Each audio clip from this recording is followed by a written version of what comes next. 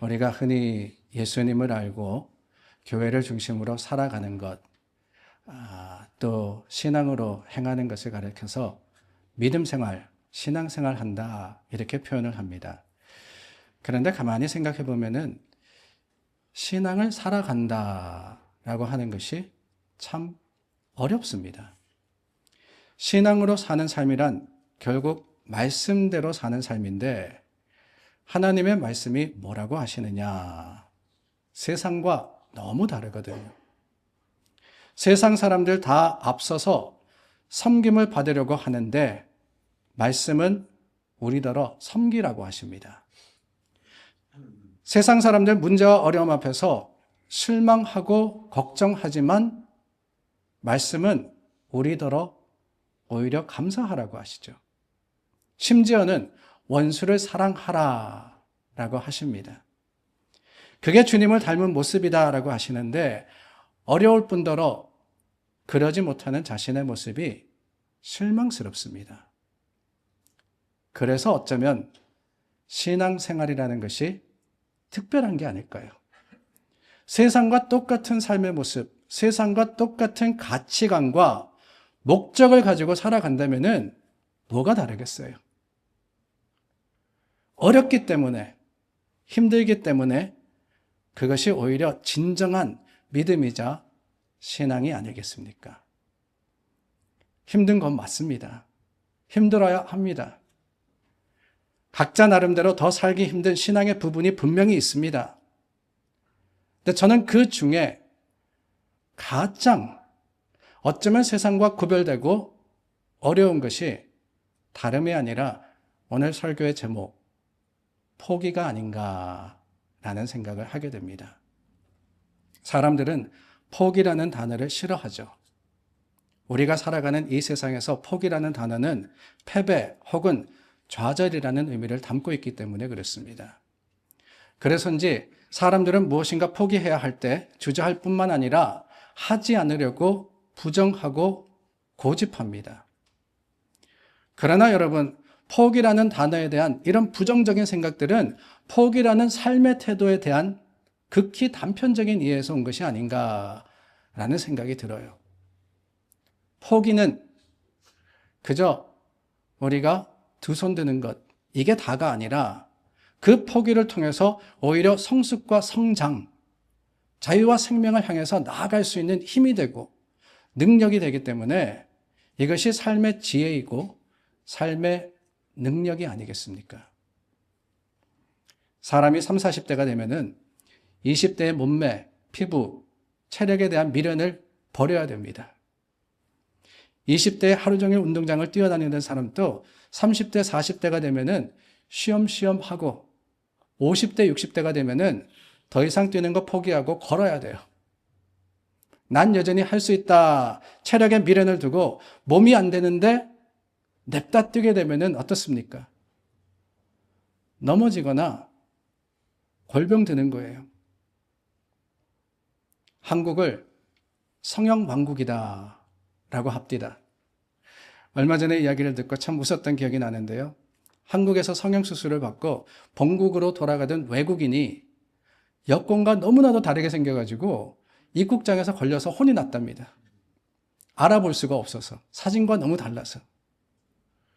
그런데 여러분, 성형도 젊을 때 말이지, 방송에 보니까요, 50대, 60대 되는 연예인들이 보톡스에다가 필러에다가 청년 때 미모를 포기하지 못하는 모습을 보니까 예뻐 보이는 게 아니라 추해 보입니다. 그렇게 보면은 성숙한 성인이 된다는 것은 어쩌면은 유아 때의 미련과 욕심을 포기하는 게 아닌가라는 생각이 듭니다. 청년 시절의 관심거리에서 벗어남으로써 비로소 진지하게 삶의 목적과 의미에 대한 이해를 얻을 수 있지 않습니까? 우리의 젊음이 영원하리라는 그 환상을 포기할 때 오히려 죽음이라는 현실 가운데 그때를 예비할 수 있는 능력을 가지게 되는 겁니다. 우리가 할 수 없는 일에 대한 미련을 포기함으로써 할 수 있는 일에 대해서 더욱 전문성을 가지게 되는 것. 그게 지혜가 아니겠습니까? 세상을 보는 관점도 그렇습니다. 나만의 관점을 고집하는 일을 포기함으로써 비로소 하나님의 말씀이라는 그 관점으로 세상을 바로 볼 수 있게 되는 겁니다. 이렇듯 포기라는 것은 우리의 삶을 더욱 성숙하고 더욱 의미 있는 지혜로운 지경으로 인도하는 것이며 또한 우리를 도우는 역할을 하는 거예요. 반면에 포기하지 않는 삶의 태도를 가리켜서 우리는 집착이라고 부릅니다. 집착이라는 단어, 그 원래의 뜻은 다름이 아닙니다. 접착제로 딱 붙여놓는 걸 의미하는 거예요. 삶의 무엇인가에 고정되어 있는 그 모습을 집착이라고 부르는 겁니다. 당연히 포기해야 할 것들에 집착하는 사람, 그것만큼 안쓰럽고 그것만큼 불쌍해 보이는 게 없어요. 불행의 모든 원인, 행복하지 못하는 이유가 어디 있느냐? 집착 때문이 아닐까요? 그것이 좋은 것이든 나쁜 것이든 지난 것이든 앞으로 다가올 일이든 보이는 것이든 보이지 않는 것이든 그 무엇에 붙잡혀서 얽매여 사는 것, 그것은 불쌍할 뿐만이 아니라 위험한 일입니다. 남태평양의 섬들에서는 이런 재미있는 방법으로 원숭이를 잡는다라고 들었습니다. 줄로 메어둔 여러 개의 야자 열매에 작은 구멍을 냅니다. 그리고는 거기에다가 땅콩을 잔뜩 집어넣고 해변가에 두는 거예요. 그러면은 원숭이들이 냄새를 맡고 하나 둘씩 모여듭니다. 주변을 주의 있게 살피다가 구멍에다가 손을 쑥 집어넣고는 땅콩을 한 움큼 꽉 쥐어 잡는 거예요.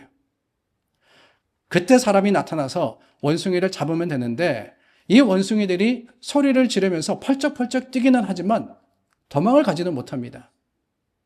다름이 아니라 야자 열매, 그 작은 구멍에서 땅콩을 움켜준 주먹을 펴지 않는 거예요. 아니, 그 손을 펴서 땅콩을 버리면은 넣었던 손이 빠지게 되는데 그렇지 않으니까 결국에는 다 잡혀버리는 겁니다.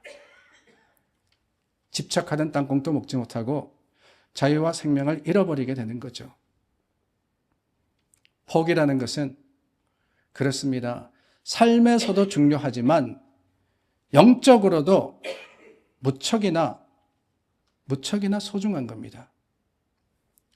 예수님께서 제자들의 자격으로 포기를 명령하셨다라는 사실, 이 사실을 보더라도 우리가 그 중요성을 알게 되지 않겠습니까? 마가복음 8장 말씀해 보니까 누구든지 나를 따르려거든,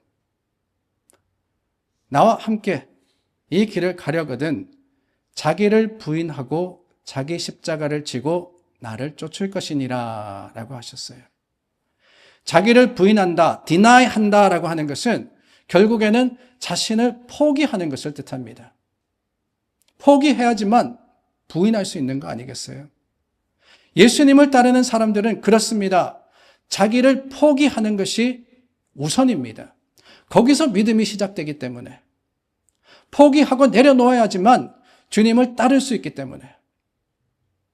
그래서 하나님께서 아브라함을 찾아오셨을 때 너는 너의 고향과 친척과 아버지의 집을 떠나 내가 네게 보여줄 땅으로 가라라고 하셨던 거예요. 고향과 친척과 아버지의 집을 떠나라 라고 하는 것은 네가 가지고 있고 누리고 있는 모든 것을 포기하라는 겁니다. 포기가 믿음이라는 거죠. 그래서 예수님께서 제자들을 부를 때도 그랬습니다. 갈릴리 호수에서 물고기를 잡고 있던 베드로와 안드레를 제자로 부르셨잖아요. 예수님의 부르심을 받은 베드로와 안드레, 그물을 버려두고 예수님을 따랐다라고 합니다. 그물을 버려두었다라는 말은 자신의 직업과 삶의 모습을 포기했다는 겁니다. 베드로와 안드레만 그런 게 아니죠. 누가복음 5장에 보면은 예수님이 세리 마태를 부르시는 그 장면이 기록이 되어 있습니다. 세관에 앉아서 사물을 보고 있던 마태에게 예수님은 나를 따라오라 명령하십니다. 그러자 마태가 곧 일어나 예수님을 따랐다 그랬어요. 근데 그때의 모습을 성경이 어떻게 기록을 하느냐? 그가 모든 것을 버리고 일어나 따르니라 라고 했습니다. 당시 세리가 누리고 있었던 것 참으로 많았습니다. 직업적으로 안정될 뿐만 아니라 지위도 높았어요. 대부분의 세리들은 백성에게 부과된 세금보다 더 많이 걷어서 일부는 상납하고 나머지는 자신이 가졌기 때문에 부유한 자들이었습니다. 삶에 부족함이 없었어요.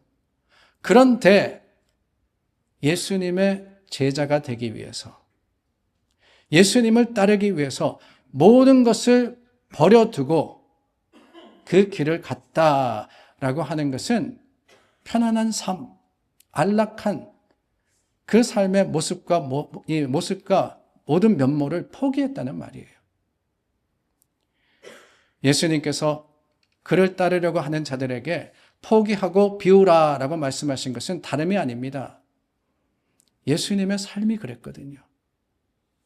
주님께서 모든 것을 비우고 모든 것을 포기하셨기 때문에 주님과 함께 주님의 길을 가려면 그럴 수밖에 없다라고 하시는 겁니다. 주님의 길이 그거 아닙니까? 주님을 닮아가는 과정입니다. 근데 주님은 포기의 삶을 사셨고 포기의 길을 가셨다는 거예요. 오늘 본문 7절 말씀이 이렇게 기록하지 않습니까? 오히려 자기를 비워. 8절 말씀은 자기를 낮추시고 죽기까지 복종하셨다라고 합니다. 예수님은 하나님이시기 때문에 하나님이 받으셔야 할 모든 영광과 모든 존귀에 합당하신 분이십니다. 그런데 예수님이 그 모든 것을 포기하시고 인간의 몸을 입으시고 낮고 낮은 이 땅에 오셨습니다. 이것이 하나님의 뜻을 이루고 생명이 된 포기의 영성인 거예요.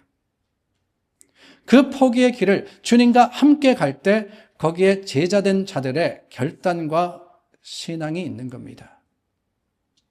신앙생활한다. 그래요. 교회 오는 게 신앙생활이 아니에요. 말씀하는 것, 오랜 세월 동안 우리가 교인이라고 불림을 받는 것 아닙니다. 주님과 함께 포기의 길을 가는 것, 그게 바로 신앙생활이에요. 그래서 오늘 본문이 이렇게 시작하지 않습니까? 너희 안에 이 마음을 품으라. 곧 그리스도 예수의 마음이니. 우리가 예수 그리스도를 닮아가야 하는데 예수님의 어떤 마음을 닮아야 하느냐? 그게 바로 포기라고 하시는 것이지요. 그런데 여러분, 그 포기는 절망이 아닙니다. 내가 할 수 없어서 될 대로 되라고 하는 것이 아니라 의도적인 내려놓음이 주님이 우리에게 말씀하신, 주님이 보여주신 포기입니다. 억지로 하는 것이 아니라 자발적으로 비워내는 거예요. 그래서 자포자기가 아니라 자기 포기라는 사실을 우리는 분명히 기억해야 됩니다. 이 자기 포기에는 오히려 맡김이 전제되어 있어요. 나는 비우지만 주님이 채우실 것을 확신하는 것이지요. 나는 힘을 줘 꽉 쥔 내 손을 피지만 하나님은 그분의 강한 손으로 우리를 더욱 꽉 잡아주실 것을 알고 믿는, 그게 바로 포기입니다. 다르게 말하면 자신의 생각과 계획과 생명의 주체권까지 더 이상 내 것이 아니라 주님의 것이라고 고백하고 주님께 맡길 때 그게 비움이며 그게 포기라는 사실을 우리는 분명히 알아야 해요. 그냥 될 대로 되라가 아니라, 그건 자포자기입니다. 그렇죠? 될 대로 되라가 아니라 자기 포기는 될 것을 아는 확신. 아니, 주님이 되게 하실 것을 믿고 맡기는 믿음인 거예요. 그런데 문제는 내가 포기하지 못함으로써 여전히 내 것처럼 여기는 것이 너무나도 많습니다. 주님을 따른다고 하는데, 우리가 신앙생활 한다라고 하는데 포기하지 못하니까 그 주님의 길이 기쁨이 되지 못하는 거 아니겠어요? 오히려 염려하고 걱정하고 주님의 길을 가면서도 출발조차 못해서 실망하기도 하고 주님의 길을 간다고 나서기는 했지만은 그 길이 너무나도 힘들어서 포기하고 마는 것, 주저앉고 마는 것. 그게 왜 그러느냐? 완전하게 내가 두 손 들지 못해서 그래요. 젊은 관원을 기억하지 않으십니까? 어떻게 하여야 영생을 얻으리까? 재산을 팔아, 즉 포기하고 가난한 자들에게 나누어 주고 그런 후에 나를 따르라 라고 예수님이 말씀하셨습니다. 그 말씀 앞에 이 관원은 근심하여서 돌아가 버렸다고 해요. 내가 주인이고 내가 할 수 있다라고 생각했을 때는 결코 우리는 주님의 길을 갈 수 없습니다. 신앙생활 할 수 없어요. 주님의 역사와 능력을 체험하지 못합니다. 어떻게든 가보려고 하지만 절대로 거기에는 평안과 만족이 있을 수가 없습니다. 왜 우리가 신앙생활 하면서 여전히 염려하고 여전히 걱정하느냐? 왜 신앙의 삶이 힘들고 어렵냐? 다름이 아니라는 거예요. 포기하지 않으며 포기하지 못하기 때문에 그렇습니다. 그래서 어쩌면 신앙의 출발은 소유와 누림이지만 신앙의 마지막은 포기와 내려놓음이 아닌가라는 생각을 해봅니다. 초보 신앙인들은 믿음 때문에 얻은 것이 많다라고 간증을 해요. 그것도 감사한 일이죠. 그러나 신앙이 성숙해지면 간증의 제목과 이유가 바뀝니다. 예수님 때문에 내가 버리고 내가 포기한 흔적이 많습니다. 그게 감사합니다 라고 하는 것, 이게 바로 믿음의 성숙이며 믿음의 충만입니다. 우리 믿음의 성숙, 주님은 그것을 원하십니다. 그래서 하나님은 우리의 치명적인 약점을 건드리십니다. 다 포기해도 이것만은 안 됩니다 라고 하는 그것을 주님은 내려놓으라 라고 하세요. 무엇을 건드리시면 우리가 꼼짝없이 하나님 앞에 나올 것을 아시기 때문에 주님은 바로 그것을 지적하셔서 꼬집으셔서 버리라고 하십니다. 우리는 아니라고 말하지만 나보다 나를 더 잘하시는 하나님께서 오죽 잘하시고 그렇게 하라고 하실까요? 아브라함에게는 독자 이삭이 그 약점이었습니다. 25년 만에 얻은 아들, 아브라함은 결코 포기할 수 없었습니다. 하나님께서 물질, 건강, 심지어는 네 생명을 포기하라 라고 하셨으면 오히려 할 수 있었을 것 같았습니다. 그런데 그게 아니라 하나님이 귀한 자식, 그 아들 이삭을 바치라고 하시는 거예요. 어디 그뿐입니까? 모세에게는 40년을 지내며 부귀영화를 누렸던 애굽의 궁궐을 포기하라고 하십니다. 시몬의 집에 들어와 예수님의 머리에 기름을 부은 여인은 향유 같은 그 옥합만은 꼭 붙들고 꼭 지키기를 바랬을 겁니다. 사람들의 손가락질을 받으며 죄인이라고 불렸을 때 그 옥합은 이 여인의 힘이자 위로이자 소망이었습니다. 그런데 주님 앞에 설 때 주님은 그것을 내어놓으라고 하시는 거예요. 우리는 어떻습니까? 우리에게도 더 많이 소유하고 싶은 그런 옥합이 있고 내 생명과도 바꿀 수 없는 독자 이삭이 있고 더 오래 누리고 싶은 애굽의 궁궐이 있지 않습니까? 하나님은 그것을 포기하라고 재촉하시는 거예요. 꼭 꼬집어서 그것만은 안 됩니다 라고 하는 그 한 가지를 비우라고 말씀하십니다. 사랑하는 여러분, 그 한 가지, 절대 포기하고 싶지 않은, 포기할 수 없는 그 한 가지가 여러분에게는 무엇입니까? 그걸 버리지 않으면 주님의 길을 갈 수 없습니다. 물론 어렵고 힘들죠. 그러나 기억해야 합니다. 그것을 주님이 포기하라고 하시는 것은 사실은 포기 그 자체를 바라시기 때문이 아니라 그 포기를 통해서 우리의 믿음이 자라기를 바라시기 때문입니다. 하나님이 사랑하시는 자녀들에게 왜 불같은 시험과 고난을 주십니까? 우리의 옛사람, 편견, 고집, 자존심, 고정관념을 내려놓을 때 하나님의 은혜와 하나님의 방법으로 새 생명을 주시기 원함이 아니겠어요? 하나님의 길은 그렇습니다. 내 길을 포기해야지만 열리는 거예요. 하나님의 치유는 내 힘과 내 능력을 포기하면 그때 비로소 시작이 됩니다. 하나님은 우리가 포기해야지만, 항복해야지만 일하시는 거예요.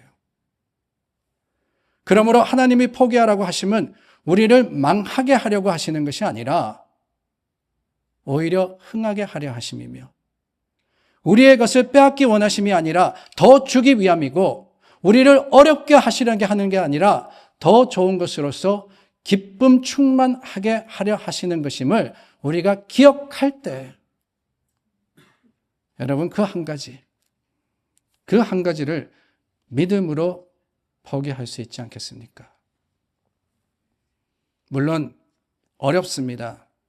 내 힘으로는 불가능합니다. 그러나 은혜로 가능합니다.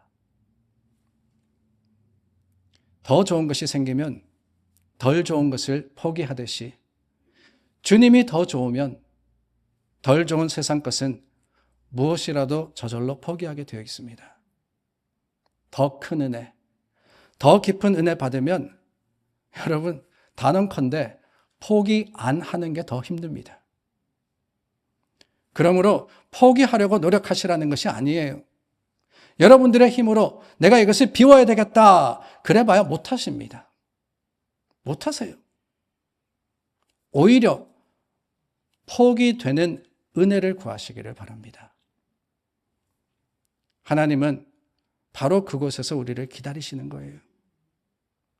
죽어야 살고 포기해야 얻는다 라는 그 말씀을 내 마음에 품고 내 자신의 욕심과 내 생각을 버리고 주님의 성소로 나아가 무릎 꿇을 때 우리에게 아무리 크고 어려운 문제가 있다 할지라도 아니 내가 사랑하는 그것이 내려놓기에 너무 힘들고 어렵다 할지라도 주님은 오히려 우리의 능력이 되어주시고 우리로 가능하게 하십니다. 그러므로 여러분 하나님이 일하시는 시간 하나님의 때에 내 자신을 내려놓고 주님의 계획과 그 섭리를 인정하는 그 믿음과 신앙이 저와 여러분들에게 있기를 바랍니다. 내가 나의 길을 포기할 때 하나님은 나를 향한 그 계획을 시행하시는 거예요. 그러나 내가 나의 길을 고집할 때는 하나님 일 안 하십니다. 예수님도 그러지 않으셨습니까? 예수님의 고향에서는 아무 능력도 행하지 않으셨다 그래요. 그 이유는 뭐냐? 능력이 없어서가 아닙니다. 사람들이 자신의 생각을 포기하지 않았기 때문입니다. 예수님을 바라보면서 요셉의 아들 아니냐? 우리 동네 살지 않았냐? 목수지 않았냐? 라고 했을 때 그들이 그들의 지식을 붙들고 자신들이 알고 자신들이 가지고 있었던 그 편견을 고집했을 때 예수님은 고향에서 사역하시지 않으셨어요. 오히려 아무든지 나를 따라오려거든 자기를 부인하고 자신을 포기하고 자신을 내려놓고 자기 십자가를 지고 나를 쫓을 것이니라. 하나님, 우리 하나님은 그래요. 저와 여러분들과 다르십니다. 하나님은 결코 포기하지 않으시는 분이십니다.